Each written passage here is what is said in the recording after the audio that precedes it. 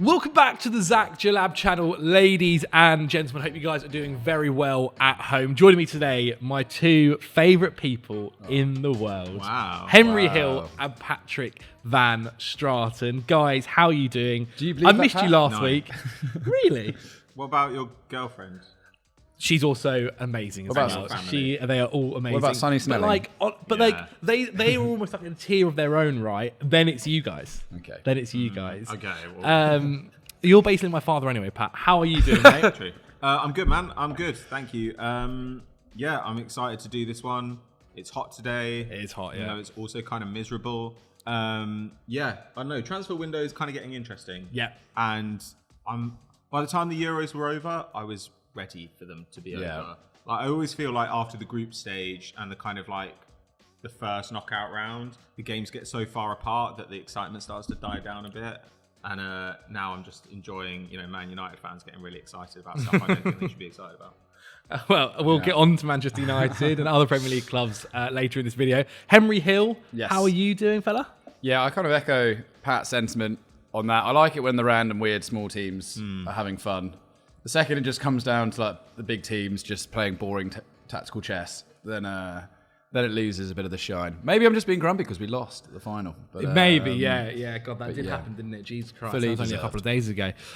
Well, without further ado, fellas, let's get into the video. Apparently, I've also added the word fellas to my vocabulary as well, so Yeah. twice so far. That's quite a in this YouTube video. word, isn't it? Yeah, true. Well, as you can see by the title of this video, we're going to be going through every single Premier League club there is, all 20 of them, the 3 new boys included as well, and basically talking about what they need to fix for the upcoming season. Now, obviously, a decent amount of these will probably be transfers, a certain position that is needed for the beginning of the season, but some of them might also be fixing the injury issues that they go through. A lot of clubs could do with that, to be quite honest, along with a few other things.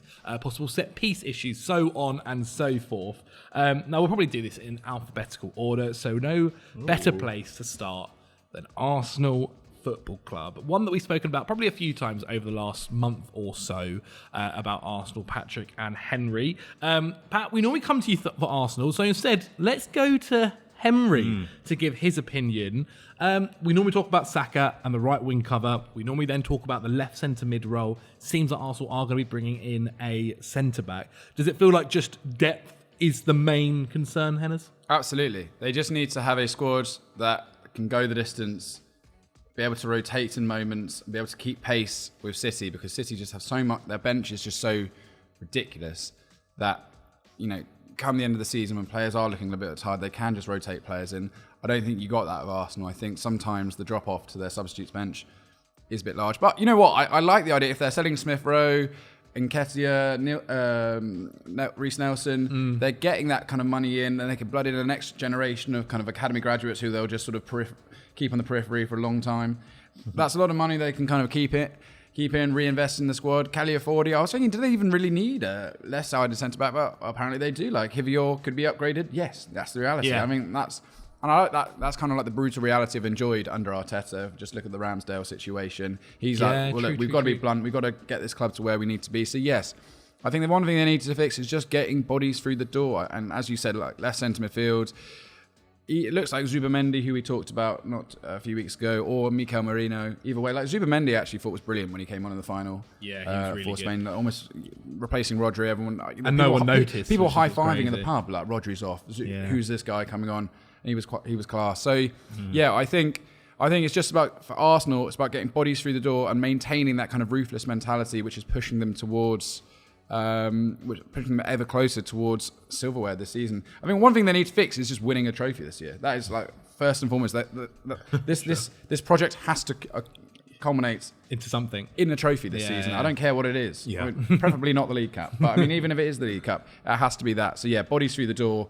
Get that piece of silverware to just like stamp of approval on this project. But with Pep joining England in 1 year's time, you just need to wait. Just need to Ride the wait, waves, ride the waves. Saka does need to get rested at some point, doesn't he? Yes. Pat.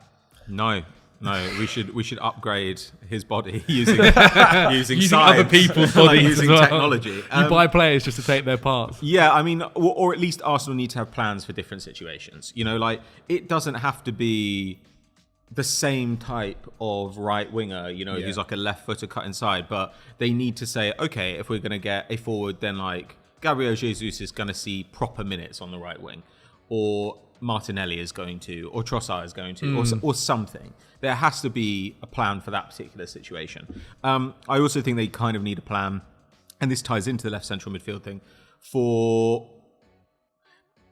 not always being quite so conservative. So there were stretches of the season, where Arsenal's attack was like impossible to live with, where we were just blowing teams away. And then there were stretches of the season where we kind of did look a little bit clunky.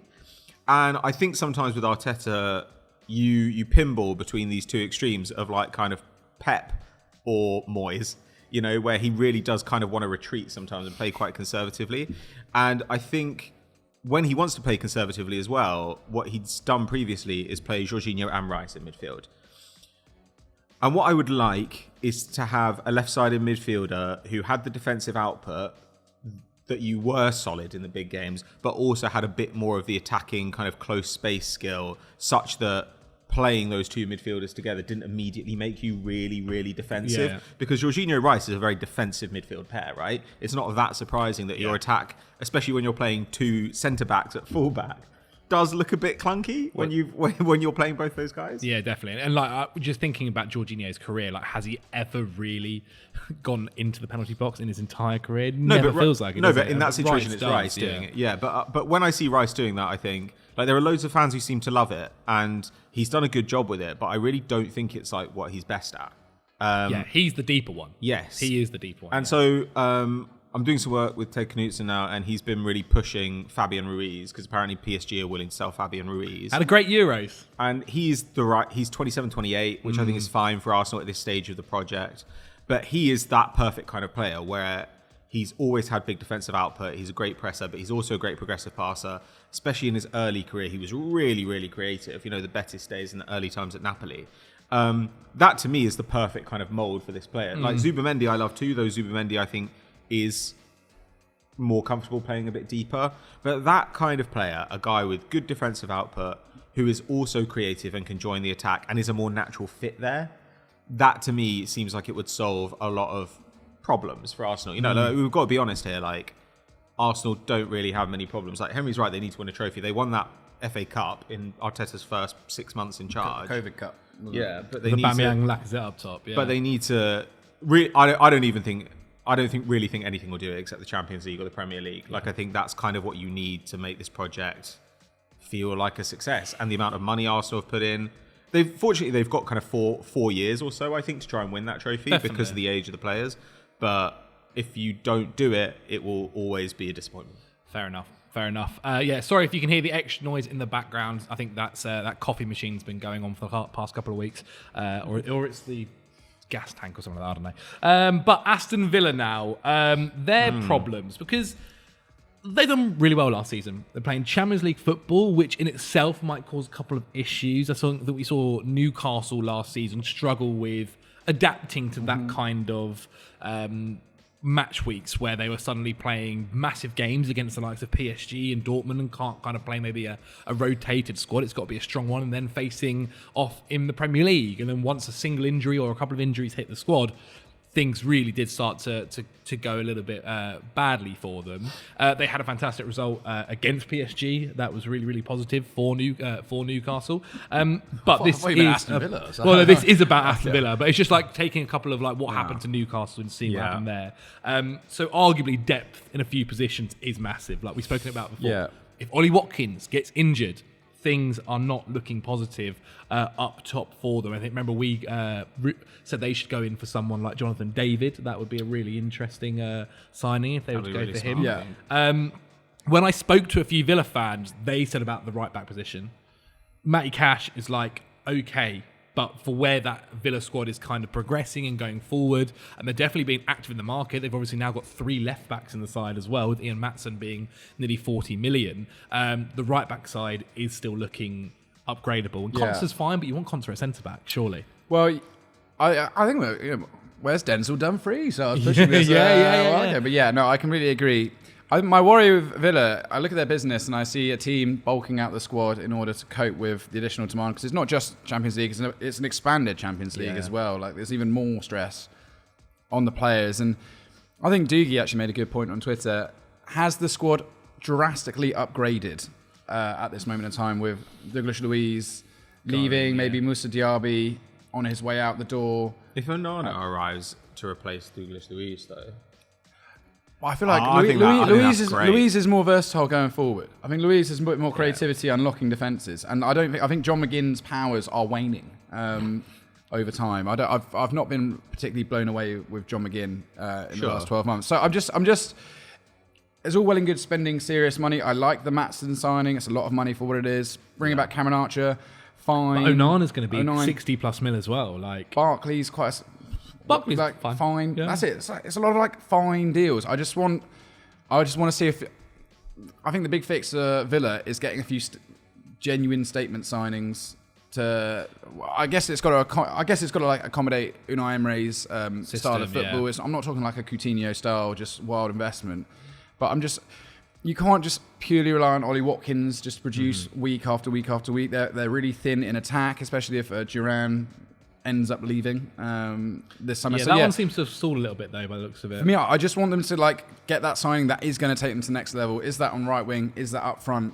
Yeah, because at the moment I think they're just bulking out their squad, which is fine and like no bad thing to do. But is it 100% better than where it was before? I'm not necessarily convinced. That's what I found it really weird about the transfer rumours with Diaby.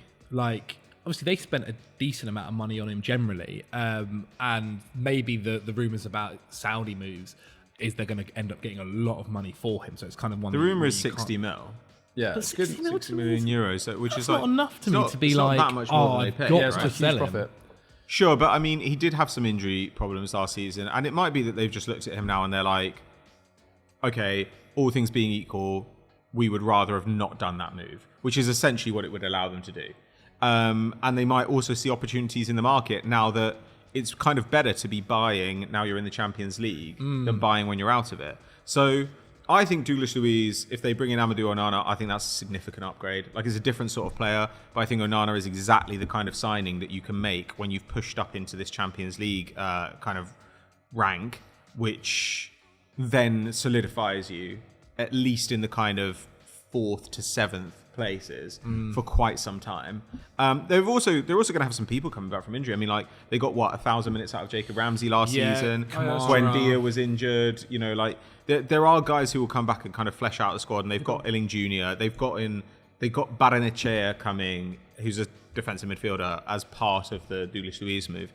I agree that they need a forward. I know they brought back Cameron Archer, but they're going to sell him again by the sounds of things. So I would definitely get a versatile inside forward / striker, somebody who can play striker. But yeah, I agree. Like, it's definitely a time to level up the squad. But I do think Onana is, if not an immediate level up, then a long-term one. But I'm not a fan of Douglas Luiz. People like Buendia, can you really? Yeah, you'd never have. Is Buendia really part of this project going forward? I don't think so. Even Leon Bailey, like, but you said they're thin, and I'm just saying, like, there is some depth. Even Leon Bailey, like, if you're being ruthless, does he produce week in, week out, or does he go through periods where he's very good, and then there's periods where he completely disappears? I don't think Villa can afford to have players who you're like, actually, no, he is really good because he just played well for a few weeks. No, you need players that you're like, I know I'm going to get 7 out of 10 minimum from you week in, week out, and not someone that's going to drop off. And I just think that's... There are only so many of those you can get in one summer, though. Like, well, I'm saying Villa need to do that. Yeah, I don't know how much money they get. I mean, like, the Maatsen thing in a way is... I think Maatsen, you know, like, Champions League quality centre-back, full-back by the looks of things, and obviously replaces a lot of the progressive passing that you might lose with Luiz, though not really. Maybe they look at him like a winger. Maybe they play him left wing. Well, I don't know. I mean, I think you can at least. I think you can at least accept that he's going to be able to get forward. Yeah. And you know, say if you play Konsa right back, then you can do that thing, you know, where the centre backs shift across, and Maatsen gets to join the attack, and that makes a lot of sense for all the profiles in the squad. But I agree that, like, now I feel they've done a lot of okay stuff. You know, like Barkley is like, fine, whatever. Like, do that kind of stuff if you want to. I don't particularly care about it. It's whatever. But now I think, like, 2 two big signings. And if they get Onana and they get a really good forward, if they sell Diaby and they bring in like a really good forward for sort of 50, 60 million, then I'll think they're kind of cooking. And that's a lot to do in one summer. Yeah, definitely. Okay, then on to Bournemouth. Interesting this one. I had to go to Twitter, or X as it's called nowadays, and I was speaking to a guy called John Spark, who basically said that left back is a big issue for Bournemouth at the moment. They've lost Kelly. Obviously, he went off to Newcastle, a left-footed player for them as well. They've only got Kirkes as their only left back, and he's about 20 years old, and Iriola has basically his fullbacks very, very vital in the way he wants to play his football. He also mentioned as well, and I felt this one was a little bit tough to say. He said basically they need to pick up more points in their top 6 games. But sometimes when you are playing the top 6, like that's very, very difficult to take 3 points from them. They, to be honest, in the last game of the season against Chelsea, they could have at least drawn against us. Things just didn't fall for them in that way. He also said as well, better game management from Iriola with subs being more impactful from the bench. To a degree, you need to have better quality players on the bench in order for that to happen, really. Like, when you look at Bournemouth's side, last season they brought in a decent... Obviously, they got brought by new owners last season, and then they've managed to kind of spend money decently well. They had Dominic Solanke, who they look like they're probably going to keep hold of as well at the moment, which is vital, I think, if they want to continue developing next year. But I do kind of agree with John Spark. Left back definitely seems like a big issue, especially with Kelly gone at the moment. Absolutely. I think for me, the thing they just need to do is just keep going. Iriola happy. I think they just need to throw a loving arm around him, because I like the business. I like Sinisterra from Leeds. Good signing. They haven't even paid like through the nose for him. I think they've been really fun with their recruitment. Actually, they're sort of thrown a bit of mud at the wall, but a lot of the wingers, the wide men they brought in have been pretty interesting last few years. So. Well, Tyler started look, well. At the end of the day, Bournemouth didn't win a game for like 9 games at the start of the season, and yet they ended up finishing almost in the Conference League. So for me, all they have to do this season is keep Iriola happy and like trust in that project. Sure, but Kirkes is only getting older and better. We saw him play like almost every minute for Hungary at the Euros. Yeah, true. He only played about half. He didn't play 2,000 minutes in the league for Bournemouth last season, so you can get more out of him. Yeah. So get a left back in. Sure. It's hard to say really of Bournemouth. I just think they just need to... They're entering a bit of a sweet spot at the moment with their recruitment, with their manager, and with their style of play. So I think they just really, for me, there's not much to fix with Bournemouth. They just need to keep pressing on and keeping the vital people in that squad, in that management, happy. Well, hopefully as well, a full season of Scott. Is it Adam Scott? Not Adam Scott. The boy they got from Bristol City.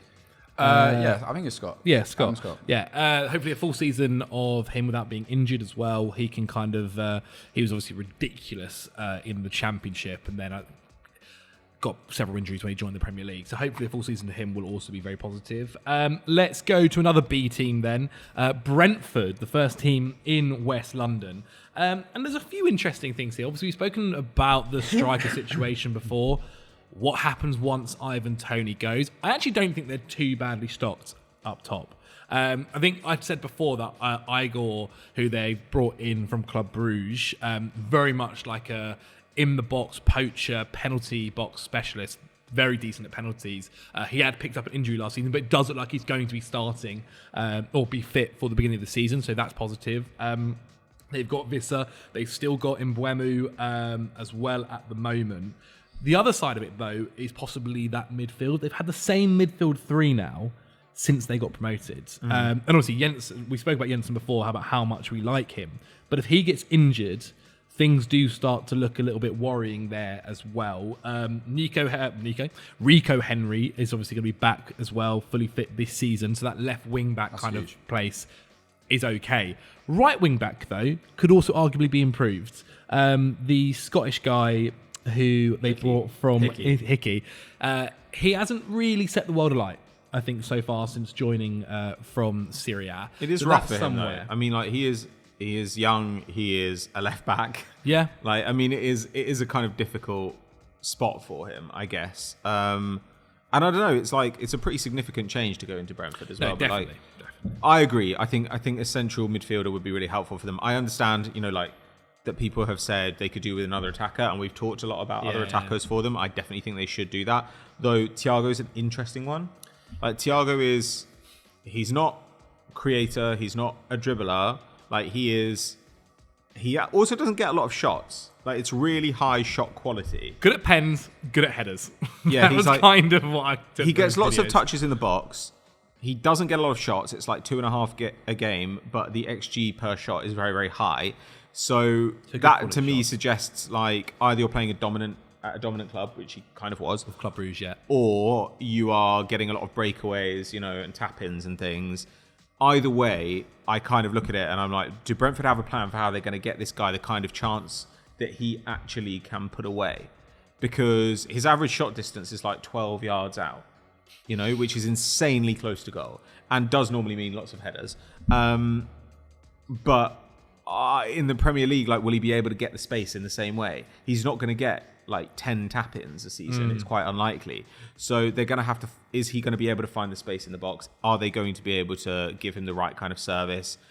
Can he play on the break with them in the way? Can he keep up with them? Because if he can, then that's great. Rather than facilitating the attack the way Tony did, maybe they run it through somebody else, and Thiago is going with Mbeumo. But I don't know. It's an interesting one. Brentford don't tend to miss that badly. When they miss, they tend to miss on like cheap signings. Yeah, Kevin but this is Schade a wasn't big, incredible, was he? But this is a big signing. Yeah, It's a lot of money. they put a lot of money into it. He's not like young, is he either? I think he's 23. Oh, I thought he was like 23. 28 there in my head. He looks so like maybe 28. not. Yeah, I was going to say, when I've looked at him, he looks Yeah, fucking he looks old. old. Brentford fans aren't thrilled with the keeper, Flecken. He's been a downgrade. Well, he was statistically one of the worst, wasn't he? Yeah. But I also think that goes back to Brentford needing, as you said about the midfield, even at centre backs, they've had a lot of the same centre backs Yeah, for since really they got like promoted, Pinnock. I don't want I like these guys, but at the same time, Or you Ben Mee isn't any younger, is he? you have to keep evolving that squad. Like Yeah. you have to keep with the times. And like I said like 12 months ago, I thought Brentford are in for like a really hard season, and they've dropped off. Like and there's only so much Thomas Frank can do if you're just running out the same players. You can't just reinvent the wheel with these guys a lot of the time. Do you think, does Tony 100% leave, or is there a world he stays? There is a world, he says. There's a world he stays, but I think Because obviously he's going into his last year of his contract. Like, they're going to get money for him. It's going to be this summer. I'm starting to think, like, because they're not really. Maybe it's because of the Euros, and obviously nothing's going to happen whilst he's there. Well, I think it's going to be a case that come the end of the window, Pre-season's if already Spurs, started. if United, because he's been linked with United quite a lot recently, despite the fact. But they've just got, obviously, Well, yeah, Xerxes. I think at the end of the window there could be like a late panic push for Tony. One of these clubs. And that's. I think it'll be like a domino effect of strikers. Interesting. Okay. Well, let us know, guys, what you think of Brentford and all of the clubs that we cover in the comments below. Let's move on to... Yeah, I can see. I do. Now Henry said it. Yes. What, like a late push? Like Chelsea, for example, have like cycled through a lot of options. Well, Cole Palmer was the last day of the season last year, by And the way. it would not be surprising Last day of the transfer window. if they come round at the end of the window and they're like, oh my god, like we've tried for Duran, we've tried for a ton of guys, but you know who's available and whose price has probably come down a bit. Yeah. Maybe we go and we get Ivan Toney for like 30 to 35, and Ivan Toney loves it because he thinks he's like the greatest player who ever lived. And Chelsea fans love it because they're not very bright.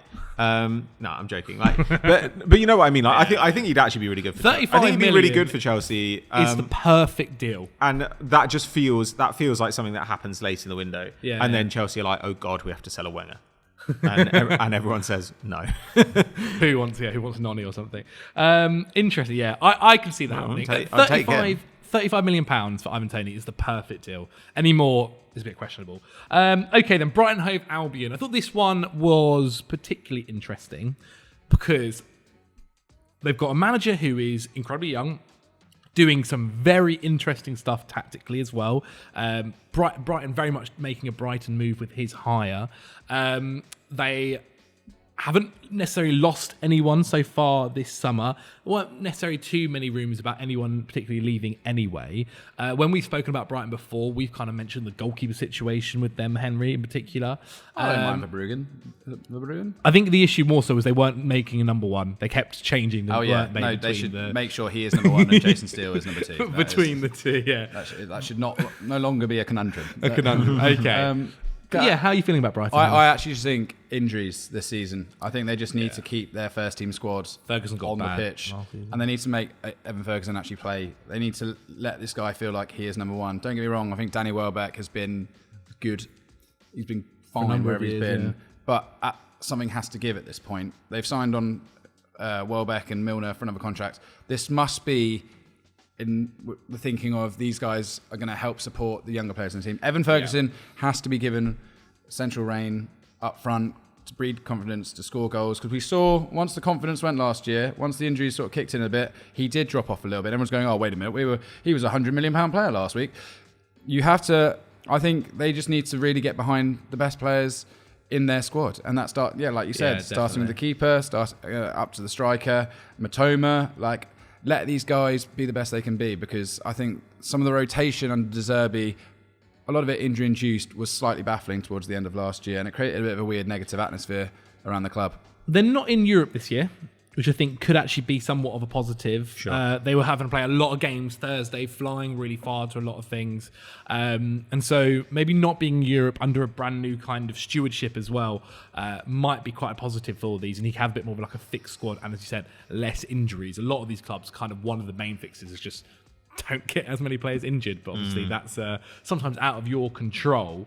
I have a feeling we might see Brighton kind of pop back to where we've seen in the last few years next season. And obviously the new managers, it is quite baffling sometimes to think of just how young he is. I think he's like 32, isn't he? 31. Terrible haircut.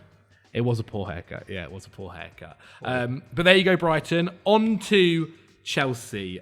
We spoke about injuries. Rubbish. One of the biggest issues for them, definitely kind of fixing that injury issues that they've had over the last few years. They have got a new medical staff in, so maybe things will change there. They're also doing a lot less kind of physical training, like as much the amount of running that they were doing under Pochettino. So maybe that will drop off, because we saw a lot of injuries happen in training last season. Can I just, before Pat goes into it, one thing they need to fix is getting the 7 French players of African heritage to like the most expensive midfielder you've ever bought again after he insanely racially abused all of them. So, I think that's pretty big. A racist, transphobic chant. Mate, it's ridiculous. It's all banter, according to the South Americans. It was that's definitely one of the things that needs to be fixed for sure. What other things could be being fixed this season, Patrick? I would like to see some consistency in the plan and the lineup. Like, I do think this is something that Dewsbury Hall, we'll come on to him when we talk about Leicester. It's fine. It's a fine signing. I'm not sure it's a Champions League level signing. Floor raiser is what I would look at it as. I don't know. Like, I don't really think the squad has a lot of players in it, and like if Dewsbury Hall is like really raising your floor, I think you're in trouble when you're Chelsea. Like when you're Leicester, Dewsbury Hall, I think, would have been an enormous asset in trying to keep Leicester in the Premier League. Oh yeah, definitely. Whether he's going to be an enormous asset in getting Chelsea to the Champions League, that is a totally different question. But I like the player; it's fine. It does seem like a signing they made assuming they were going to sell Conor Gallagher, and then Conor Gallagher was like, I don't want to go. And now they're like, oh God. They obviously need a centre forward, I think. Or like, I love Nicholas Jackson. Same. But I don't think you want to play him every game of the season. I think sometimes you want to play him wider. You might want to play him in a 2 sometimes. I just think it's a bit of an unfair position for him to have all this pressure on him, especially because there are points when he would probably benefit from being taken out of the firing line a little bit. Obviously, you've gone and tried to do some centre backs. You brought in Vega from Basel. You brought in Tosin. And he's almost like a DM as well. Can play left back. Yeah, Tosin for free. I think was a fantastic. It's fine. It's fine. I don't know, man. Like to me, it just feels like everybody last season, a lot of players rather, were acting as if they were waiting for the Pochettino thing to end. Like it would be good to see Enzo. Well, for Enzo to do a lot of things. For Enzo to learn about like racism, definitely. But it would be good for him to see, like he did seem as the season went on, like he really kind of lost the tenacity that we saw from him when you signed him. Yeah, like when you signed him, he was meant to be this guy who was an incredible passer, who also was like a little terrier in midfield. And as the season went on, I was like, you can just walk past this guy. And Suppose that was the injury. supposedly, but like, I don't know. But I do agree. Yeah, you did maybe, not see that. Maybe it's soft factor stuff, but you just sort of feel like everybody needs to buy into this system and everybody needs to play in a consistent way. I would like to see some of these big signings you made get more consistent minutes. As we talked about last year, when Noni plays, I think that he looks incredibly bright. Obviously, you've got nothing out of Sterling like lately. You've got nothing out of Mudryk ever. It just feels like I would like Maresca to have some sense of the style of football he wants to play, what his ideal midfield lineup would be, though obviously you've got to rotate, and for Chelsea to seem like they understand the direction of the project. And I know that this is all kind of soft, vague stuff, but it did feel like last season, like Poch was behind the 8 ball before he even started. It was just like, how I've got to get all these players on side. None of them know each other. The fans kind of like are expecting immediate success because we've spent £1 billion. But I'm also fighting for my life. My midfield isn't really fit. Caicedo has only just landed. Like there was so much stuff there where it was just like, now you're a year in. Yeah, Enzo's been there 18 months. Caicedo's been there a year. Yeah. Like, you should at this point have a reasonable sense of how these guys fit together in a coherent way. We've also got he's also got one of the best players in the league at his helm in Cole Palmer. Like, the guy was ridiculous last season. He is amazing. He is outrageous. And I do wonder, I think one of the things that Maresca's done since he's come in, before, he said about how he is very, he's got a way of playing that he wants to play. If you look at his Leicester squad last season, he very much did have a core group of players, like you kind of mentioned there about he wants to have a set midfield. That does look like something that he's going to do. Sure. I also wonder as well about the squad is so young that if they play in such a system like Maresca's, where with Poch's, it seemed a little bit like there was a slight touch on like vibes, kind of like in the moment, figure out what you want to figure out. Whereas with Maresca, in the way that his Leicester side played and the way that he's spoken about wanting his Chelsea side to play, I do wonder that for younger players, actually might be quite beneficial to essentially just be told, this is what you're going to do. When you're in this zone, do this. When this situation happens, do this. And allow them to kind of learn that. Whereas sometimes when, say, Mudryk under Pochettino would struggle because sometimes he'd get the ball and have no idea what kind of football Chelsea are trying to play here. Whereas for a lot of these younger guys, they might then, in this Maresca system, kind of be like, well, I know if this happens, I do this. And not have to think so much about it.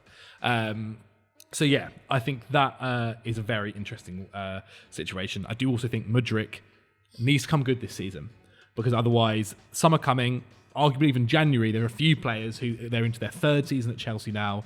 They might have to be looked at possibly moving on or finding some other solution for them post Chelsea. But that is the boys in blue. Anything to finally add very quickly, Hennes? Well, there we go. Let us know in the comments below. From West London to South London, Crystal Palace. Seems quite an easy one, this one, if we're being honest.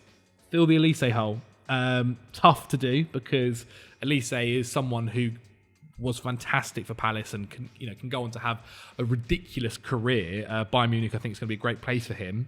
I saw someone suggest the idea that's getting Emile Smith-Rowe, Antonio Nusa from Club Brugge, someone who's also interesting. But that's a lot of pressure to put on someone like Elite. I think you need someone a little bit more proven than those two, to be honest, to play on that right wing slot. I don't know that you do. I think how proven was Elise? Elise is a great talent and played really well at a lower level and played well in very limited minutes in the Premier League.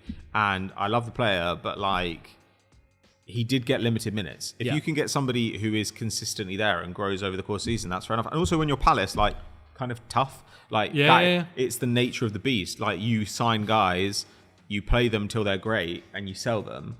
So the guy you get in next is probably not going to be as great when he arrives as Elise was when he left. True. They've already brought in Daichi Kamada, who actually was playing signing. a much, much more reserved role last season in Italy.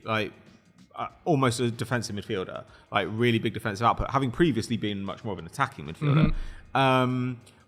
I think that he can kind of flex between them. If you've got Doucouré fit, you can have Kamada go forward and play a bit more. I think if they got someone like Nusa, that'd be great. Nusa is exactly that kind of profile. He's somebody who plays wide, cuts inside, works well in it. He's going to make sense in a 3-4-3. He's a high volume dribbler. I think he could probably play at a higher level. Obviously we've seen Spurs go for him before. I think Emile Smith-Rowe is exactly the wrong profile. If they wanted to sign him, that's fine. But he'd be playing on the other side where Eze is. And he's not that quick. He can be direct, but I don't know. I just injury prone. I just don't really like. If they made that signing for a reasonable price, it'd be a fine signing for them to make. Yeah. But he would be in no way an Elise replacement. Yeah. I think he would make much more sense to try and replace Eze with him. And even then, he's not the kind of zone mover that Eze is. You know, like who drives forward. Like Eze to me is like quite Grealishy, I always think. I don't know, is that crazy? Like there seems like a similarity. Yes. I always think of them as quite similar players. I do think right back as well. We've talked about it for years, but Tyrant Mitchell is like a very capable defensive left back. Fine. But that means that you need at least that at right back, but preferably I would say a more attacking option there. That to me would be a useful place to look, especially because there are bargains to be had. You know, you look at, was it Southampton who signed Sugawara from AZ Alkmaar? The Japanese right back, who's actually happened recently. I think it happened last week. Oh, wow. Who's like a real high possession, like progressive passer, good defender. I think they paid like 7 mil for him or something. If you can get, as a Premier League side, a fullback like that, that seems like the kind of thing that Palace should be able to go out and like take a flyer on. And I think they probably have the money, you know, like having sold Elise for 60, 70. I think they've only spent 15 this summer? Yeah. Something like that. They brought in Riyad free, wasn't it? Yeah, and then they brought in Riyad, the centre-back from Betis. So they presumably have a lot of money knocking around. I wouldn't really... I would try and keep Eze, certainly. I think I'd be open to selling Gay... For the right price. At the right price. Yeah. How much is the right price? 60. Yeah, if you can get 60 for Gay, I think that's 40 that's really good. Off the table? At that point, I think I've got to turn around, like unless Riyad's arrived in training. Yeah, and you're like, this guy's ridiculous. But you know, Gay is a right footer playing on the left side. Like you should be able to get somebody who could do that. And there are lots of things. I think Gay's good. I think he's fine, and he now knows the system. And obviously, Glasner trusts him, but he's not irreplaceable. Yeah, he was exceptional for England. Like he was okay for England.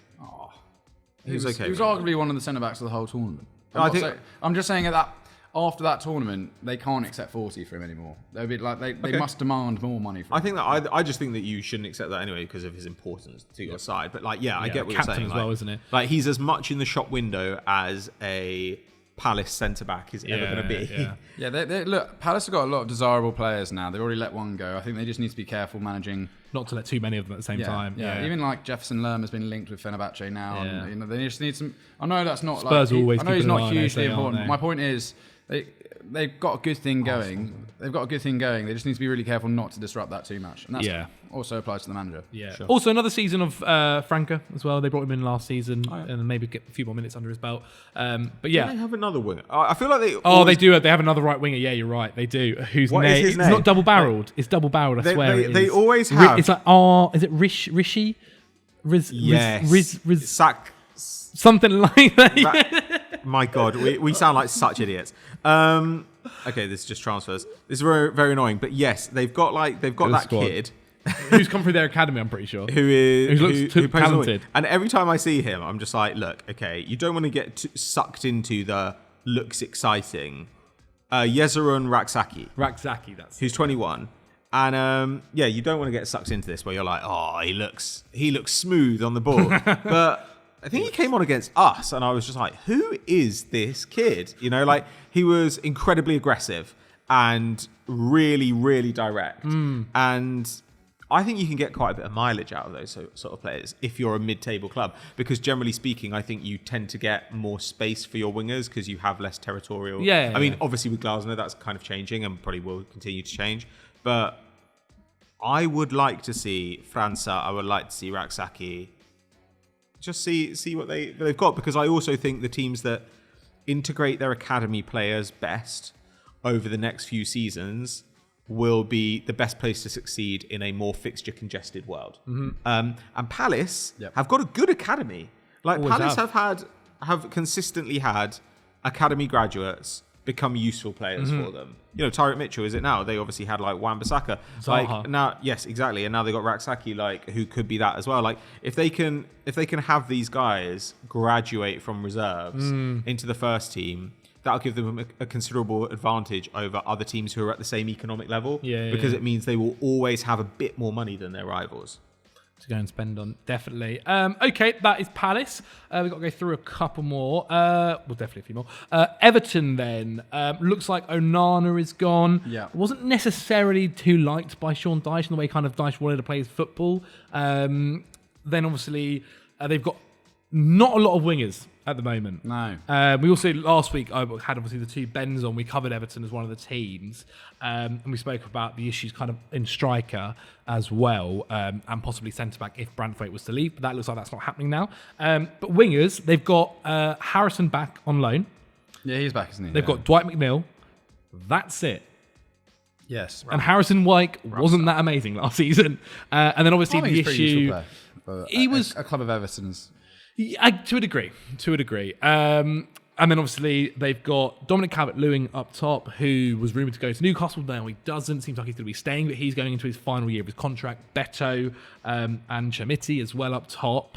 What is the number one issue there, Hennes? They've got Illman as well. I'm quite confused by Everton because I thought they're getting bought and then they're not getting bought anymore, and then they sold a player, but now they're spending money. You know, I don't really understand what on earth is going on at Everton. However, I really like the Njai transfer that they've got through the door. But he's more like a 10, isn't he? Like second striker, 10. They are not really playing striker, is They're it? heavily linked with Jesper Lindstrom of Napoli, who moved to Napoli last year after looking really good at Eintracht Frankfurt. Has had a really, really tough time at Napoli. He's heavily linked with Everton. Apparently, he's given the thumbs up to that move. So I think that'd be a brilliant kind of transfer to get through the door for them. I think really Everton's biggest priority is finding players to score the goals and convert the chances they're creating. Because I think last year the XG difference was just substantial, and I felt sorry for Sean Dyche in moments because there's only so much he can do as the coach. Like everyone's criticising him for being a defensive coach.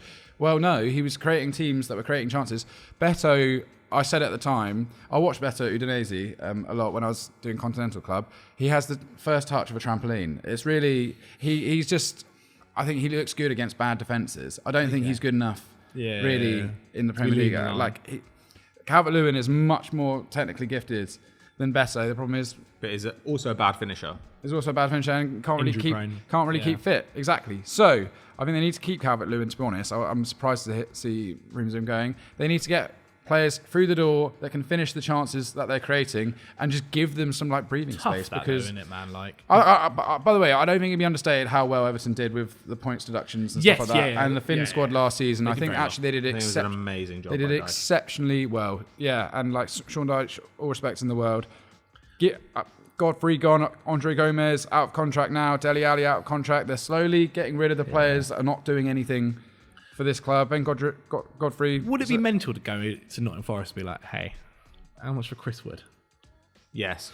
It would be mental. Yes, it would be mental. This is someone who puts away chances. I think what they need more than anything, they need pace, man.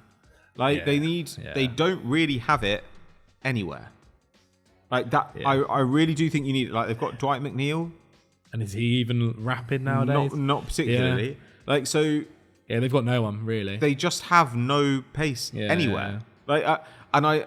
It sounds very simple, but it is extremely hard to play effective attacking football that isn't just swinging crosses. As much as Dyche obviously loves to swing crosses, but it's quite hard to play competent attacking football if you've got no speed in your side.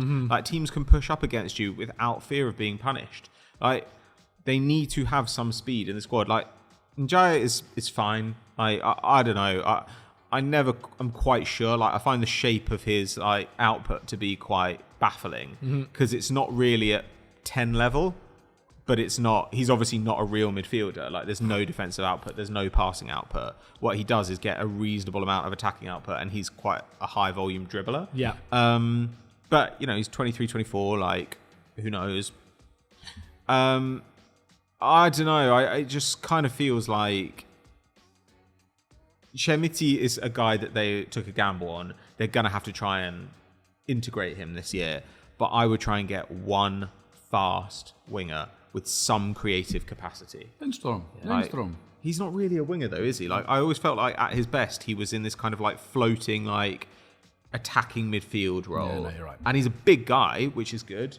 But I don't know. I just think I need somebody there who is comfortable playing actually wide, because Sean Dyche thinks wingers who come inside are like utter woke nonsense, right? He's just like, no, I'm not having that. Like, I want a guy who can like go outside and put in a ball, which is totally fine because it was really effective last season. But they need to turn over those guys, especially because right backers as well still a real problem area for them. Yeah, God, yeah. And again, Seamus Coleman's like ghost is still. And we've re-upped Ashley Young. He's going to get some minutes. You're like, okay, but like Ashley Young's output last season was literally nothing. That feels upgradable.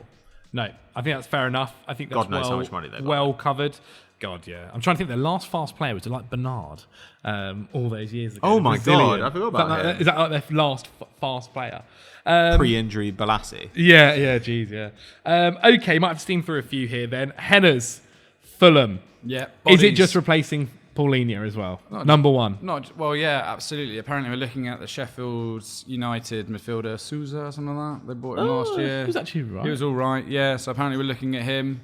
Is that a like-for-like replacement? Probably not. No, I don't think so. But I mean, it's bodies everywhere. Zach, I'm worried. Centre back, I'm scared. striker. They're the oldest team in the league as Yeah. well, Fulham. Like, you can look, if you go on Transfermarkt, you can see the oldest lineups. Yeah. You know, like Well, each team, and like of the oldest lineups, I think like 15 out of the 20 oldest lineups last season were Fulham. Gee, and they've just lost Tosin, who's probably one of their younger players. Yeah, so look, Tim Ream, like, there's a few anomalies in there. Like, Tim Ream is a lot older. Yeah, but every Bird team Leno's has some in his anomalies. 30s. and Bassey's yet 24, Diop's 27. It's not like a horrifically old centre back. the rest of the team is very old, like bar like Iwobi. Okay. We need to just get players through the door. Jimenez. We are the most linked with Smith Rowe. Yeah, I love it because I don't think Andreas Pereira's staying forever. After the year and a half of pushing him to Brentford, he comes to you. Even if you look at right wing, we've got the only two players we've got Harry Wilson and Adama Traore. Oh, centre forwards. I'm not relying on Rodrigo, Jimenez. Carlos Vinicius. Oof. You know, it's central midfield. We've only got Sasha Lukic and Tom Kearney and Harrison Reed currently. Sasha Lukic has been like a bit part player. Need bodies through the doors there. Kenny's gone at right back. Anthony Robinson, realistically, how long is he staying? He's our only left back at the moment, and he's probably the most desirable player left in our squad at the moment. Do you have a right back? Castagna and Kenny Tete. Fine. That's fine. That's okay. Right, run that out No, for another I thought season. Kenny Tete left. He's not signed a new deal. Well, maybe. Well, then we've got Mbappe. God Christ. Look, the point is, Get bodies Marco in. Silva's wanted by Saudi Arabia. They're basically going, which club do you want? Which club do you want? Because of their kind of bizarre kind of central system where they're like, you pick. So he's wanted. We cannot just rely on Bernd Leno just to save us for a season once more and then hope Rodrigo has a little purple patch. I'm worried. I'm scared. We need bodies through the door. We need players to replace the profile. I mean, look, Paulinho was excellent at Sporting. Sure enough, he was excellent at Fulham. It was a coup when we got him then. Yeah. We sold him for good money. I just hope that the management team at Fulham are going to back Marco Silva. It looks like 35 million is what it's going to cost to get Smith Rowe. It looks like we're going to actually do it because we've got the money there. But we can't just sign Smith Rowe and be like, there we go. Yeah, you need about 4 others. We need to just go Williams big gone. and overhaul the squad in a sensible manner. We need probably about 4 more players through the door. I slightly worry for Fulham, I think, next season currently. Unless Marco Silva does something. The only thing that we've got going for us is an established style of play with players that do sort of know what they're doing. You and a also good have manager. lost a lot of those key players now as well. But it's an opportunity for, actually though, there are lots of teams who have a bunch of young players who they're not playing. Like, Fulham have a good academy. it's a good opportunity for Fulham though to go to other teams, especially teams who are trying to move players on and don't manage it, and for Fulham to say we will take these guys. So for example, if Arsenal bring in like Calafiori but they can't shift Kivior, would he be a terrible loan signing for Fulham? I really don't think he would. Chelsea have a bunch of like young signings, especially from Brazil. And actually, you're looking Andre at Santos, You're looking at Andre as well, aren't Gabriel you? at right wing. Yeah, like these are signings who Fulham could really benefit from. We talked before about Fabio Carvalho, like getting him back on loan. Yeah. Like that would actually be fantastic. And like there are a bunch of players like that. So I don't know. I would look around the top sides and I would say, have you got somebody who you want to get Premier League experience? Because under a good manager. Yeah, exactly. And we can do that and promise them some real minutes and maybe agree reasonable, options to buy, or at least be in a strong position to negotiate a permanent transfer next summer. Because there are other teams like Forest, going out and getting like Milenkovic. That's good. And you just think 12 million for Milenkovic apparently is what it is. That is something Fulham could do. Yeah. I'd much rather go to, but I don't know. Maybe that's just me. Fulham's near my house. I will just say, no, I completely agree. I saw that transfer. I couldn't believe it. I will say, Palhinha, for all his amazing tackling, he did mean that we were quite out of shape a lot. Yeah. He's so committed to like diving in and crunching people that he was leaving holes everywhere. And apparently Marco Silva was just like bereft with him at times because it's like he's trying to play a structured system and you got this one guy who's just like a bulldog. Let him make a Like, tackle. Let him make a tackle. So it's not. People think, oh God. I think people are going to be surprised. I think at like a very elite club, he's not going to do the same kind of output because he's going to have to be more disciplined. And obviously, he's going to be doing less defending at Bayern. Okay, nicely done. The next two, we're not going to spend too long on because I basically did whole videos about them last week. Ipswich, two things for me. I think was get a keeper in. They need to. They've just lost their keeper who took them to the Premier League. So they need to sort that out. They are making some really good signings. They did bring in Muric though, right? Is Muric done? Is it done? Yeah. Oh, That's good. fantastic. So like 9.5 Oh, mil. fantastic! That's really, From really Burnley, good. is it? Yes. I think there's also a level of just And they've taken a big swing on Djellab, right? As a bringing him as striker. a striker. But I think there is just a level of welcome to the Premier League. Like last season, they were playing. 2 seasons ago, they were playing in League One. This is such a big jump so quickly. But even like infrastructure-wise, I know they've got a fantastic stadium from back in the day. But there is going to be a level of this which will be super, super interesting. They've got a fantastic manager. They do have some fun players as well. Mario Hutchinson in the Premier League, I think it's going to be really interesting. Yeah. But yeah, any quick thoughts to add on Ipswich, guys? They were the worst, both in attack and defence, of the 3 promoted sides in the Championship last season. To me, the issue is what it always is for promoted sides. It's try and improve your squad, but don't create a financial albatross around your neck so that if you do go down next season, you're not in financial trouble, but you are in a good position to come back up. So I think getting Omari Hutchinson on a permanent, getting Djellab, getting Muric, there's somebody else they've brought in as well. They tried to get Philogene or something like that from Hull. No, City. yeah, he might be Greaves. going Everton though. But they got Greaves from Hull. Greaves from Hull, and he was fantastic. So these are actually. good signings because great you're like, signings. if you go down to the Championship, their wages aren't going to kill you and they'll help you get back up. And who knows, they might be really good in the Premier League. Yeah. Like that to me is, I just think they're doing sort of sensible work. I like all their signings. I think they make a lot of sense. They don't make me vastly more optimistic they'll stay up, but that's okay. Yeah. No, I think it's fair enough. I think that's completely nail on the head. And also, like, if they go down, that's not a shock. Like, they're not expected. It's almost to a degree like, I want them to stay out. yeah, for sure. But it's almost like, when Luton came up, it was almost like, if they stay up, they've done very well here. Okay, Leicester City, again, spoke about them a decent amount in the last video. Centre midfield, right? They lost their most important player last season in Kieran Dewsbury Hall. What I will say, and again, I said it last week, if they had kept Maresca, it was going to be a bigger issue. But the fact they've got someone like Steve Cooper who will play slightly different football, isn't maybe as strict on the system as Maresca was, they can kind of have a fresh start where missing someone like Dewsbury Hall isn't as important as it would have been if Maresca was there last season, if you understand what I'm on about. They've obviously got in Golding, who is this 18-year-old academy kid from Chelsea who's played like 5 minutes of Premier League football. Yeah. Like tough. They've then, I think the rest of their midfield is like non-existent basically. I think Chowdhury, who basically played right back for the majority of last season as well, who we've seen before in the Premier League, hasn't like set the world alight. Midfield for me is like crap. Midfield is a big issue, I think, and they haven't really brought anyone in just yet to fix that. I mean, yeah, like a bunch of guys have kind of left on frees, right? Like Iheanacho out on a free. Dennis Pratt, who I always hated, he's out on a free. They've got Soumare coming back from a loan at Sevilla. Fans did not like him though at Leicester. Well, yeah, but I mean, like sometimes you have to ignore the fans. However, I don't think I would do that with Soumare. Yeah. I think it's fine to move him on. I think rejig your central midfield, and they brought in Fatawu on a permanent deal. Good signing. It just feels like the midfield is a serious problem. Yeah. I mean, there are issues, I think, kind of all over the field for Leicester. And I don't know, mate. I don't really know how good Maresca is, but it feels like Maresca to Cooper is probably going to be some kind of downgrade. if only in the fact that you're going from Maresca's squad to a squad. It's Steve Cooper trying to manage a squad that is not built for him, is what I'm saying. I don't know, man. Like, yeah, start in central midfield because I think everything starts in central midfield. Get in somebody with like huge defensive output and some progressive passing in there.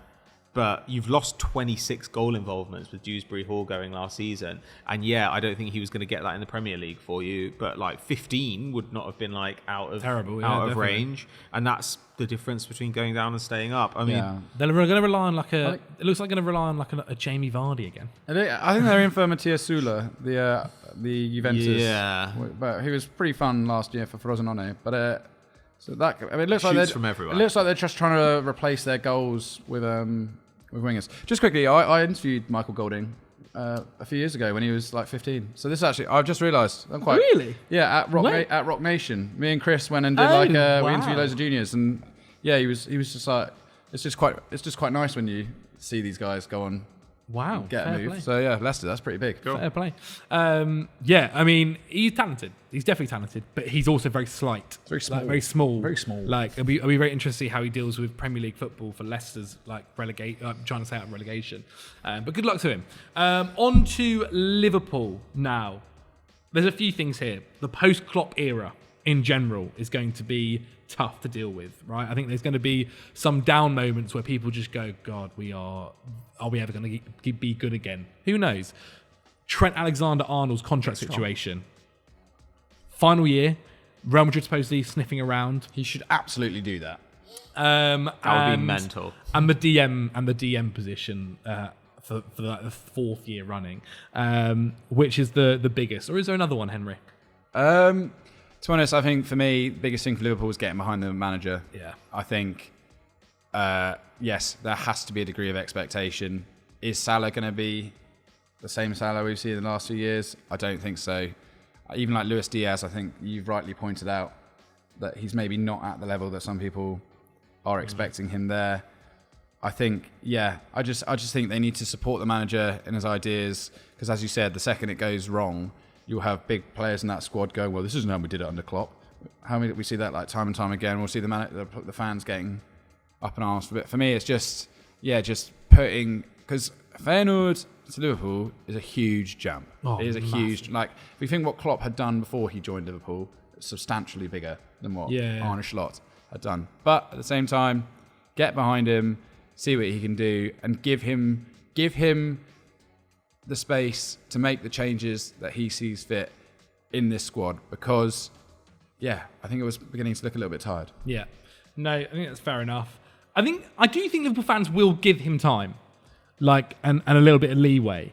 Because there's also going to be an understanding, surely, that, like, it's not going to be so instant straight away. And, like, obviously he had the backing of Klopp when he left as well. And I do like to think Liverpool fans in general are the connection they have with the club, for them to have got, for Klopp to have kind of already pushed him and done that whole Arne Slot song, shows, I think, about how that connection could be very important. I don't know if Pat disagrees with me or not. What I want to see is more out of their like second team, essentially. I want to see more from Curtis Jones, Harvey Elliott, even like Joe Gomez. Harvey Elliott was all right last season. Yeah, exactly. Okay, all right. Yeah, fair, I want to see these guys be like, go up a gear because I just felt too often with their substitutes, they were just slotted in and asked to basically fill a hole for a bit until the elite players come in. Like, that's not good enough for a team competing on multiple fronts. Like, don't get me wrong,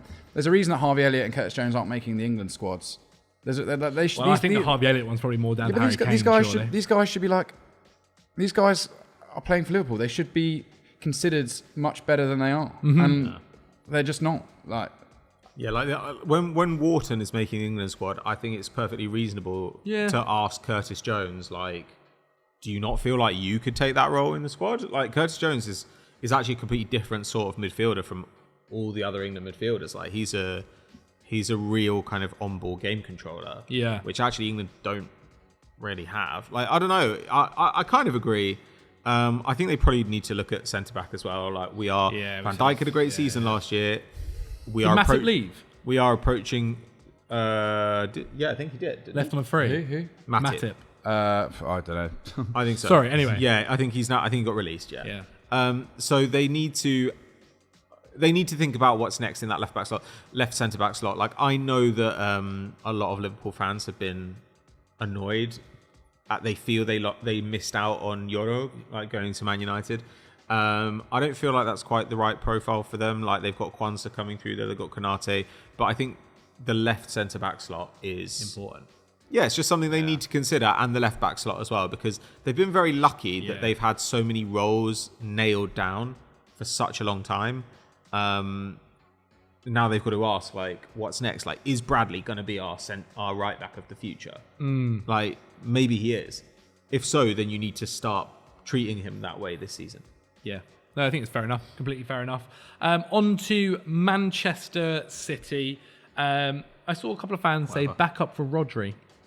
It's quite an important. We say that every year. Yeah, another season where he's played basically 60 games or so. They do have Calvin Phillips, Mateus Nunes, Kovacic. But again, we've seen when Kovacic has kind of played that Rodri role, it's not gone anywhere near as well. So do we still feel that Rodri's probably the main concern? Or not concern, but having a backup for him? Yeah, I'm not worried about City because if they need to spend money to fix a hole, they'll do it. I want to see more out of Grealish. I want to see they sell Alvarez. Then it'd be interesting to see who they get in as a reserve striker. It's really hard to say there's anything to fix about City because they're so aware of their holes in their club that they just go out and fix stuff. So I'm really not concerned whatsoever. A link with Olmo, which would be quite an interesting signing. Like, I don't know. I do have more questions about City just because every season before this last one, they were so comfortably the best team in the league. And I think that this last one, because you ended up winning the league, you might think, we're still comfortably the best team in the league. But like, Arsenal's defence was way better. Liverpool's attack was basically at the same level as City's. Like, their underlying numbers are actually worse than Arsenal's over the course of the season. We haven't really seen that from them before. So that's not to say like they're seriously in trouble, but like, generally speaking, like, City have gone through a campaign, and by the end of the year, in the underlying numbers, they have looked far and away the best team. And they didn't look that way last season. So you're also going to have to think about, like, okay, De Bruyne, like, he's a year older. So what happens this year? They can buy Verts. Yeah, but if that's the plan, then that's fine. Like, that's totally fine. But they need to say, like, okay, after, at the end of this season, the next season, what is our system going to be? Where is Foden going to play? Because if Foden is going to end up being a 10, we need to start using him more like a 10. Yeah. If Foden's still going to play off the right, then we need somebody who plays more in the middle. Like, what is the intention here for the side? So it's not really so much it's a problem now, though I do think there are questions to be answered. But it's more about, like, what is the next iteration of this side? I get also, like, if Pep leaves, Jesus, we'll see what happens there. Okay, Manchester United. I genuinely... I don't mind the things they've done so far. I think we'll talk about them in the next video. I think very positive with what they're doing at the moment. I think, given their kind of genuine level, I'm pretty happy. I just think keep getting bodies through the door this summer. Keep getting that squad in a position where you're not young guys who have decent potential. The drop off last year when they're having to fill holes with their kind of second rate players was huge. So yeah, I think they've made money off Mason Greenwood, which is criminal, but. Go and reinvest it then. Another DM they need to get in. Looks like Casemiro's staying at the moment. I think that's huge. That's what my housemate said yesterday. Ugarte is the one that's being rumoured at the moment. Yeah, cool. Depends on the price. Like, he's a limited player. Like, huge... Poor season last year. I don't know. Like, I actually think the season last year, at least, it gives me confidence that, like, the player you saw in Portugal is the player he is. Like, loads of insanely aggressive, loads and loads of ball winning, presses really, really hard all over the pitch. Not especially effective in the tackle, and got considerably less effective in Champions League games, which is a little bit of a concern. That might suggest a ceiling on it. His passing is also not great. Like, he's very conservative. But he'd win the ball a lot. The only thing is, like, what's the price? If the price is like if it's like 40, 45 million, I'm kind of okay with it. If it's more than that, then I think, what could we use this money better on? Because I just think, like, going and getting a guy from PSG is no guarantee he'll be better than going and getting a guy from, Brazil or the Bundesliga or something, playing for a smaller team, if those guys profile better. And I think Ugarte, like, it's clear what his strengths are, but it's also quite clear what his limitations are. And the price, I think, is too much. Like, I don't particularly love the Xerxes signing. I think it's whatever. Like, I think he's okay. I don't really know what the intention is for him, for his role next season. But like, he's a nice passer. He like is a good outlet. He doesn't get very many shots. He doesn't really like get a high XG at all. Like, however, they needed a backup forward, you know, and the price was fine. So that's the thing. If you have doubts about the player, the price needs to be low. If you don't have doubts about the player, like if you want to go and get Joran Neves, if you can do it, then do it. Like, sure. No. So long as it doesn't cost you 2 or 3 other positions. That's the issue. If they go and get that signing and that player gets injured, then they're back to exactly where they've been, where they're like Casemiro and McTominay. You know, like that's a real concern for them. So when they slightly overpay, for example, as they have with Lenny Yoro, not to say he's like bad, but obviously like PSG said we're not going above this price. Yeah, Real Madrid said we're not going above this price, and United went and just paid full whack. That's fine, but what does that extra 10-15 million cost you in the market? What can you not do now because of that? That's the only question. Yeah, no, it's fair enough. I think the Lenny Yoro one also, like, there's an element to a degree where essentially PSG and Real Madrid don't need him as much as Manchester United need him as well. Oh, definitely. Like, PSG and Real Madrid can afford to go, okay, don't worry, you have him. We can also go buy him 5 years from down the line from you and be okay. Whereas Man United kind of need if we miss out on him now, we're never going to get him. But they're opening up a load of wage space as well. Varane gone, Donny van de Beek gone, Casemiro. Like, obviously Amrabat isn't on loan anymore. Anthony Martial is gone. Like all these people, like that opens up probably like $500,000 a week, which is like crazy money. So they have more room to maneuver than before.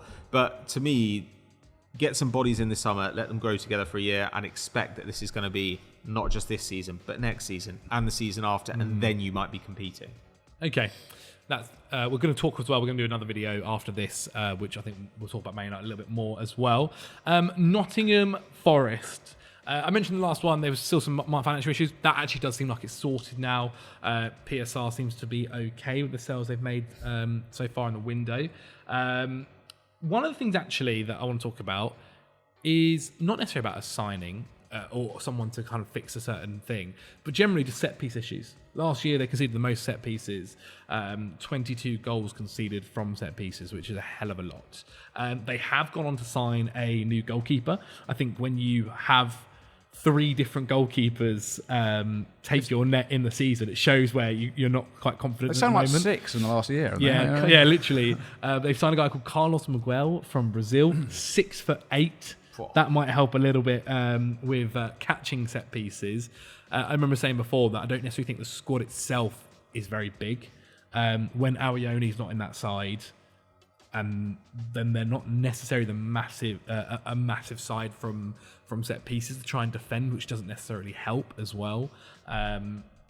But I do think Carlos Miguel could help as well in that fact. Depends. Maybe he's not so good at claiming crosses, despite his size. We'll see during the season. But another one that they kind of do need to make sure they get fixed. Anywhere else you think with Forest? No, I think that their signings have actually been pretty decent recently, and I think you've pinpointed a real tactical thing they have to sort out. And like, people forget just how valuable set pieces are, A, to score, but B, how important they are to defend. Definitely. Did we skip Newcastle? I accidentally did, but I was going to jump back to them afterwards. I didn't realise halfway through that. But yeah, set pieces for Forest. They do actually already have a set piece coach that they signed like December last year. And obviously didn't quite help throughout the rest of the season. But yes, to Newcastle then. Look, is it the same thing? Quite well. I actually just think they really need to. What they need to fix is getting a contingency plan in place for the change which is coming, which is Amanda Staveley and the other guy that owns the club have said they're going to sell their shares and move on. Say what you want about the Saudi takeover. I think they've been pretty good owners of that club since they've come in. The signings they've made, the positive impact they've had on the Newcastle team. They're going to leave. I genuinely think that like Eddie Howe is seriously linked with the England job. They've already seen like Dan Ashworth after a year of wrangling walk away and go. I think Newcastle need a plan in place for what structurally for whatever is coming next, because we're already hearing rumblings that Isaac, clubs are wanting him. Gordon, he's been linked Bruno, there's rumours of him leaving. With Liverpool. Bruno, exactly. So my point is, they went so big, so hard, so soon after they got bought, and suddenly there's potentially a slightly destabilising wind of change coming to that club. So I want Newcastle to know what level they're really attaining for next season, be realistic about their chances, and support Eddie Howe in the market with players that can help kind of stabilise the ship. So because I just think I'm slightly concerned that the expectations are going to be too high at Newcastle next year, and then there's semi-volatile situations where they've got really good players that other clubs want, changing ownership, and a manager that actually I think is desired by lots of other teams, so including the England national team. I like that. I do think you've spoken about Newcastle very well there. In terms of positions, I guess it's always just the depth, right? Like the right wing position, if you can get someone in there, please do, because Almiron's definitely not going to come back to his purple patch. But I do think structurally that is really interesting. I always thought it was very interesting that I think is it Eddie Howe's brother or nephew who is also part of the recruitment team, and that's why Dan Ashworth didn't necessarily get on there apparently. But there we go. Okay, Southampton. Again, spoke about them a bit in the last video, but generally, when they were last in the Premier League, they had an awful attack and an awful defence. Second worst defence, third worst attack. Last season, they scored a lot of goals, but they relied upon the two players who didn't necessarily do it the year before in the Premier League. Adam Armstrong, when he was in the Premier League, his most amount of goals in the Prem is 2. He got 24 in the Championship last season, 13 assists. Che Adams, who got 16 in the Championship last season, only got 5 in the year they went down. His most was 9. Yeah. And it seems like they're going to be relying essentially on those two next year in attack as well, which slightly worries me. Yeah, well, apparently they're getting Danny Ings. I think for Southampton need to have a plan B style of football next season, because the whole thing about Russell Martin is he's uber high possession. He's clearly like, for me, he's like a company manager who's probably going to look very good in a very good team where they can just sort of go full throttle and batter teams the whole time. Southampton's high possession style and strategy isn't always going to work in the Premier League this season, and they're going to need to be flexible with how they go about playing the bigger sides, or how they need to be smart. And we saw Burnley were not smart last year and ended up getting humped. And that's the worry for Southampton under Russell Martin, is that he's so set and admirably on a very progressive, fun style of play. And as you said, bringing in the Japanese right back from AZ Alkmaar, like really good signings, interesting signings. I really like their business actually so far. I think they're making sensible signings. Harwood Bellis in at centre half. Yeah, good. Flynn Downs even coming in central midfield. He's going to get more minutes and maybe show more that he can do at West Ham.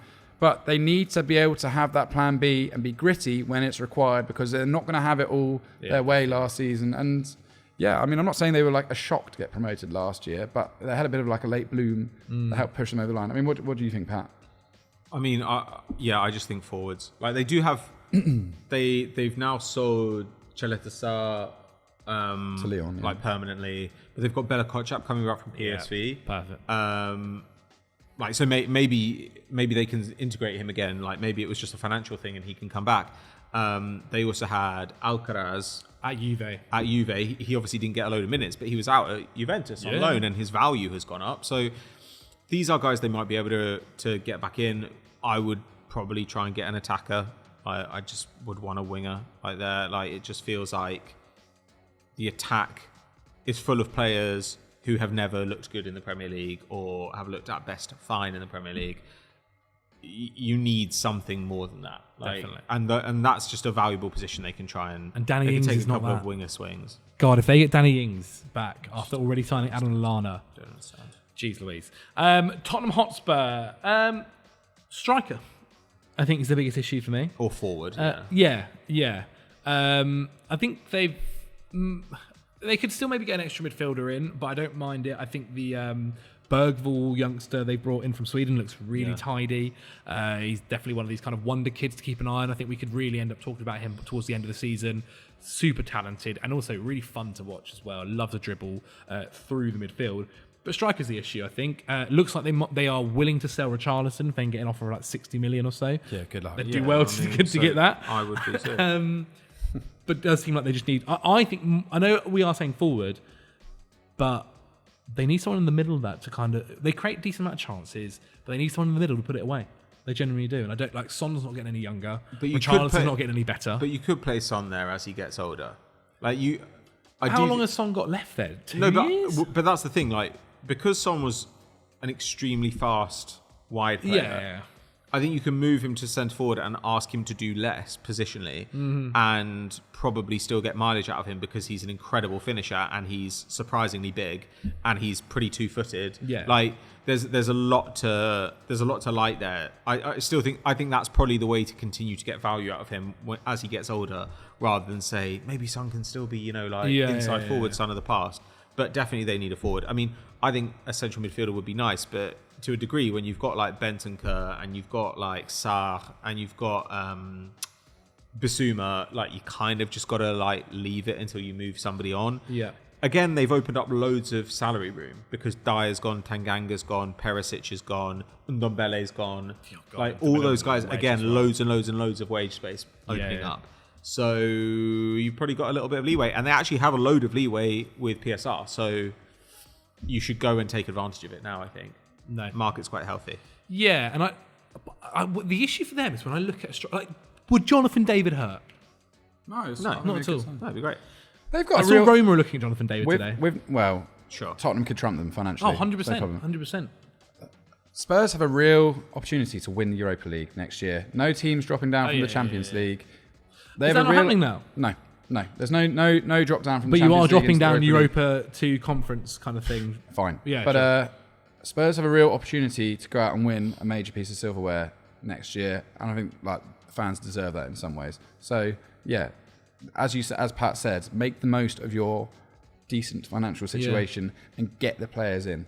Interested. Let me know, guys, who you think Tottenham Hotspur should be signing up top or in that forward line in the comments below. 2 more teams to go through then, guys. Sure. West Ham United got a new manager in Julian Lopetegui taking the field. Have made a few signings already. Still rumours over what's going to happen with Lucas Paqueta as well. 1 more year. It seems like he might be able to have 1 more season in the Premier League before he gets banned or gets rid of or whatever it might be. Striker, though. I think West Ham fans are still talking about it. Antonio does a job, but he's obviously not getting any younger. Ings, we've already mentioned, might be going to Southampton. They need a new first choice number 9, don't they? Well, every year.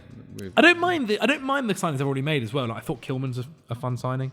They have paid top dollar for him. Yeah, I think 35 million, is it? Or? Yeah, I think it was like 47 million euros. So like closer to 40 million pounds. And I would say that levels out with Wan-Bissaka for about 18 million though, because I think that's a pretty good signing. They've also sold well. Yeah, they've sold well. They got like 17, 18 for Flynn Downs. They got 14. These are million euros for Benrahma. They got money for Benrahma. Yeah, they've got. I think they got 10 for Kehrer going to Monaco. Like they've got like 45 million euros for guys they don't use. Yeah, like that's pretty good. And they've got a new manager now where, previously, when they brought in good strikers in the likes of Scamacca and Seb Alla, it just didn't work under David Moyes. Whereas now, under Lopetegui, I feel like they could get someone in of that ilk and have a successful time. Yeah. Well, it depends who they're linked with. Ugarte, is that still a link? Are they? Well, he's going to Dortmund. He's gone to Dortmund, isn't he? Oh yeah. There's not a plethora of strikers out there that you can just slot in and it would work. There are guys like Brian Brobby, for example, who was at a struggling Ajax side last season, had amazing stats, looked really good. Also, Spurs haven't got that deal over the line for Jimenez. These are guys who had amazing numbers, as good as you could hope in the Eredivisie last season. If no bigger team goes and gets them, you're West Ham, you've got an international profile manager now. I do think you can go and try and get one of those guys. If no one's going to go for Brian Brobby, I would be we would love you. Yeah. You're really fast, you're really strong, you're a shot monster, you've got incredible expected goal numbers. Maybe it doesn't work out, but I don't know. He's as good a bet as you can get. Yeah. Like, and yeah, Spurs were supposedly negotiating really hard for Jimenez, and it's gone quiet. So if they're not going to get that over the line, then go out and like take a risk on it. But whatever happens, you need a forward this season. It can't be just like Bowen. So go and take a risk on one of these players. You have to do it. Like, there's no time marches on whether you sign or not. Yeah, and I feel like Lopetegui probably surely when he took the job was like, we need to get some forwards in. I cannot be relying on Antonio. Okay, last one. Wolverhampton Wanderers. I mean, they never really have a lot of money to play with. Attack is horrible though. Attack is horrible. They've just sold one of their better centre backs in Kilman. All over the pitch, it's just bodies. Like I feel for O'Neill there. He's almost like last season he joined and he miracles. This season he's going to look like he's going to have to do more miracles if things aren't sorted out. Kalajdzic still their player? Is he still? No, they sold Kalajdzic. They sold him on. I'm pretty sure they sold him on last season in January. Did they not send him I on? thought he went on loan, but maybe he went to Frankfurt on loan. Maybe he had an options bar on it. But yeah, you're right. You're maybe right. they still got him then. Maybe he's still there. I'm not worried about Wolves. I think he did such a good job last year. I'm not expecting much from them. I think they can. Sure. They can stay above the relegation zone. I reckon. Yeah, they're fine. But last season, like they were second bottom in the league for shots. They were second bottom for touches in the penalty area. They just need somebody who stands in the box and gets shots. Yeah. Like they need that. Like more than anything else, they need that. And if Kalajdzic can be fit and can do that, great. Well, if Neto can be fit, that would be fantastic as well. They would just buy someone from Portugal, and a few of them end up being quite good. They've already bought somebody from Brazil and somebody from Portugal in this window, but not really. One of them's a kind of right winger. But they need to get some more. Like, if you're going to go for that, then like go for that and like really push the boat out and get 6 of these guys. Like seriously, because Wolves have quietly got very, very thin. Yeah, but as you mentioned, they did get good money. They got good money for Kilman. They can go and spend. Like they did. I think a lot of Wolves. I spoke to a Wolves fan actually, weirdly on like this England semi-final, and he was saying like a lot of Wolves fans are pretty happy. Like Kilman was good. He was definitely good, but was he 40-odd million good? Like, they did well there. So, spend that money wisely. Try and get striker in. Try and get another centre back in, ideally. Obviously, backup goalkeeper as well, because it looks like Doyle from Man City as well in centre mid, right? So like they are taking some gambles, but please gamble in other positions. Yeah, literally. Well, there we have it. Long video, that one, guys, but we went through every single problem that your club is going through in the Premier League, or the number one problem with every club in the Premier League. I hope you guys have enjoyed it. I don't know if there'll be a video next week. I will be, and / currently am, in America, so we'll see what I can do over there. Maybe I can record one there, but if not, we'll be back the week after with the boys. I hope you guys have enjoyed this. Henry Hill, for the people at home, if they want to check you out, where should they be going? Follow Football Joe on Instagram, TikTok, Facebook. Go on Facebook, and that's where you'll find me. Beautiful. Patrick Van Straten, if these people want to hear your great tones, where should they be going? They can check out the Unseen Incidents podcast. Go to Patreon for that, or find us on your favourite podcast app. You can also look up the Transfer Flow. I'm on their podcast now once or twice a week, and that's also going out on YouTube. So you can head over to, I think it's Transfer Flow podcast on YouTube, and you can watch me talk to Ted Knutson on there. Beautiful, beautiful. Thanks so much for watching, guys. Subscribe to the channel, like the video, get in the comments below, and we'll see you guys very, very soon. Bye.